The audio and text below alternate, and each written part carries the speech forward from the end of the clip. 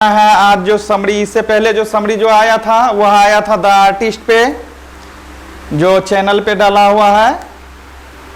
आप लोग घर जाके भी अध्ययन कर सकते हैं, यूट्यूब पे भी, फेसबुक पर भी। इसके बाद अभी जो चैप्टर हम चालू कर रहे हैं, अभी जो पढ़ रहे हैं, यह क्लास 12th का कौन सा चैप्टर है? 10वां चैप्टर है इंग्लिश का, रेनबो का 10वां चैप्टर और पोएट्री सेक्शन का। इससे पहले प्रोज का एक समरी डाले थे, अभी हम पोएट्री सेक्शन का समरी पढ़ेंगे, जिस समरी का नाम है my grandmother's house. My grandmother's house अभी पढ़ना है। तो अगर आप पोएट्री सेक्शन को खोलेंगे तो पोएट्री सेक्शन में 10वां चैप्टर जो है उसमें मिलेगा आपको माय ग्रैंड मदर्स हाउस। ये भी इम्पोर्टेंट है, ये भी 5 नंबर का पूछता है। ऐसे इससे पहले बता दिए हैं, समरी जो पूछता है आप लोग को 10 नंबर का पूछता है, बता चुके हैं पहले। समरी 10 नंबर का पूछता है और हर बार पूछता है और पूछेगा। तो अब हम चैप्टर स्टार्ट करते हैं, एक एक लाइन का अभी समझेंगे हिंदी। तो स्टार्ट करते हैं। तो माय ग्रैंड मदर्स हाउस जो है, इसको लिखा है कौन? सबसे पहले इसको जानना है, कमला दास लिखा है। कमला दास लिखी है। कमला दास जो है ओमेन है, स्त्री है यहाँ पे। तो कमला दास लिखी है, इसी के विषय में अभी हमको जानना है। इस समरी के एक एक हिंदी को समझना है।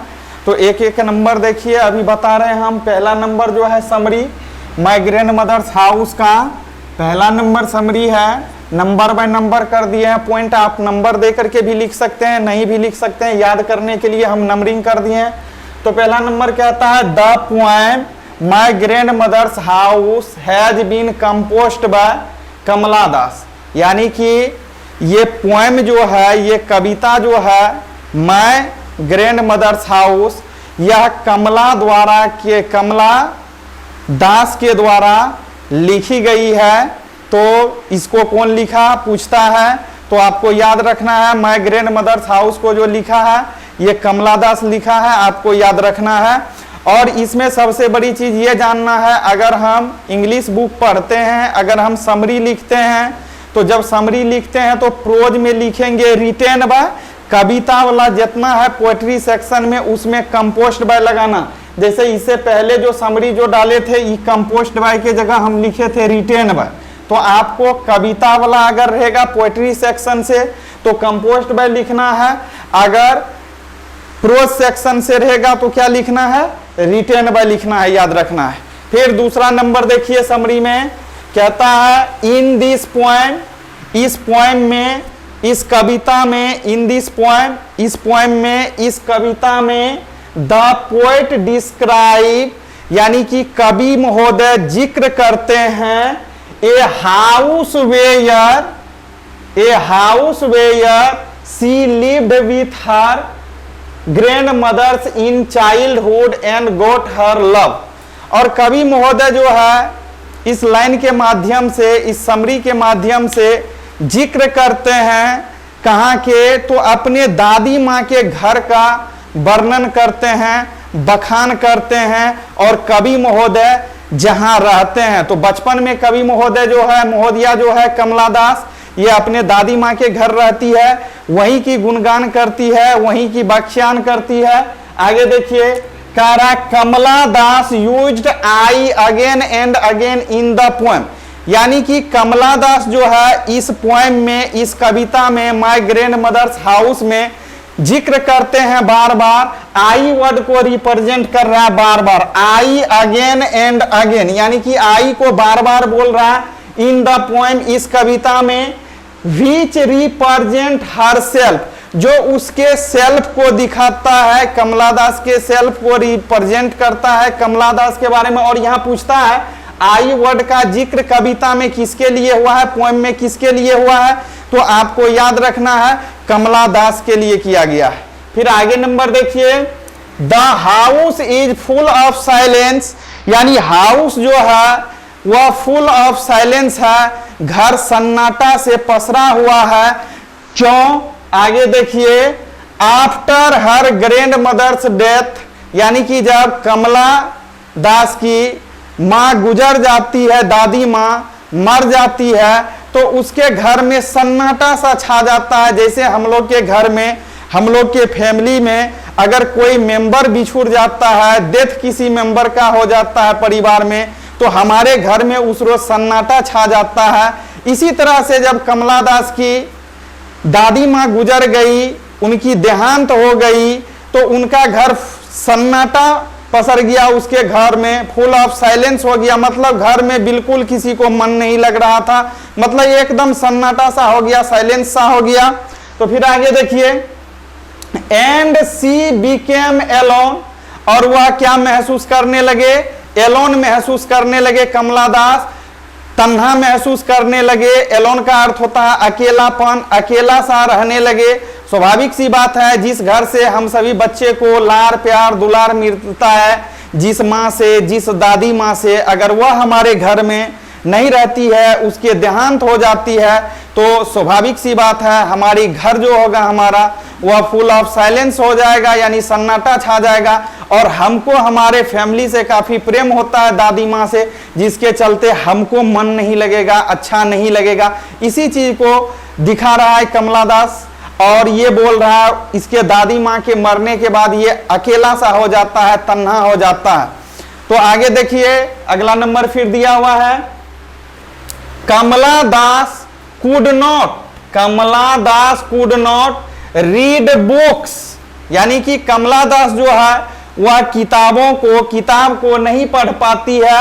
इन चाइल्डहुड, बचपन में, बचपना जिस समय रहता है कमला दास, उस समय बचपन में ये किताब को नहीं पढ़ पाती है। कहता है सो हर, इसलिए सो हर ग्रैंड मदर्स रीड, यानी कि दादी माँ जो है इसकी, वह सिखाती थी इसको क्या करने के लिए? बुक पढ़ने के लिए, छोटे छोटे स्टोरी सुनाती थी, स्टोरी बताती थी पढ़ने के लिए। तो वही कह रहा, so her grand mother read the books and told the story, यानी कि छोटे छोटे बुक को पढ़ाया करते थे, और क्या करते थे? बुक के साथ साथ ये कहानी भी सुनाती थी, और कहानी भी बहुत ही बारीकी से कमला दास को बताती थी दादी माँ, याद रखना है। फिर आगे नंबर दिया है, एक्चुअली दरअसल her grand mother was the way of her life. इस तरह से हम कह सकते हैं कि कमला दास के लिए, कमला दास की दादी माँ जो थी वह उसके लाइफ के लिए बहुत मायने रखती थी, वह उसके लाइफ में बहुत मायने रखती थी, उसके जीवन में। तो वही कहता है, एक्चुअली दरअसल her grand mother was the way of her life, यानी कि कमला दास की दादी माँ उसके जीवन का एक रास्ता बनी हुई थी। वह जो आगे बढ़ रही थी, पढ़ रही थी, सीख रही थी कुछ, उसके लिए एक रास्ते का, एक मार्ग का काम कर रही थी दादी माँ कमला दास की। फिर आगे नंबर देखिए, Kamala Das learn many things, कहता है Kamala Das learn many things from her grand mother which help her to spend life successfully. मतलब कमला दास ने अनेकों चीज, बहुत सारे चीज अपने दादी माँ से सीखी, और सीखने का इसको बहुत सारा मौका भी मिला। तो फिर दिया है, और बिताई भी, ज्यादा दिन ये अपने दादी माँ के साथ बिताई भी। फिर आगे याद रखना आपको, नो वन कहता, no one love the poet.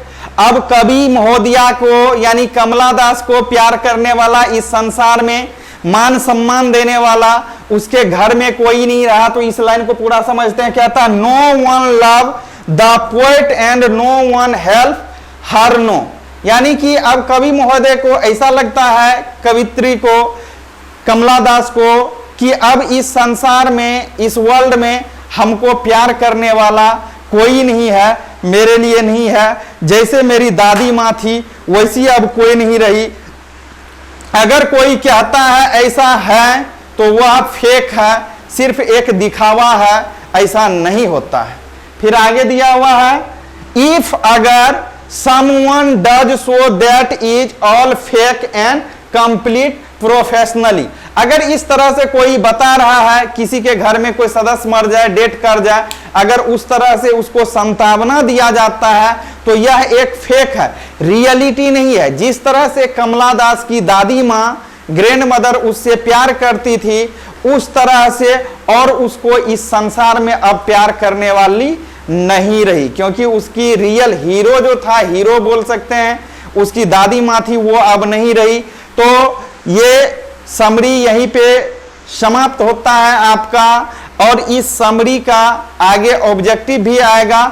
जो भी चीज हम पढ़ाए आपको बहुत ही बारीकी से समझाए हैं इंग्लिश, इस इंग्लिश का अध्ययन करेंगे, एक एक लाइन का हिंदी आपको बताए हैं और एग्जाम में पूछता है तो आप अभी से इसको अच्छे तरीका से घर जा करके देखिएगा, बार बार देखना है, प्रैक्टिस करते रहना है। और इसका ऑब्जेक्टिव भी कल बताएंगे अलग से, क्योंकि वीडियो भी बनता है तो वीडियो लॉन्ग हो जाता है, इसलिए आपको इसका ऑब्जेक्टिव जो बताया जाएगा माय ग्रैंड मदर्स हाउस का, वो अलग से बताया जाएगा। विशेष मोबाइल लेकर के आप स्क्रीनशॉट भी ले सकते हैं।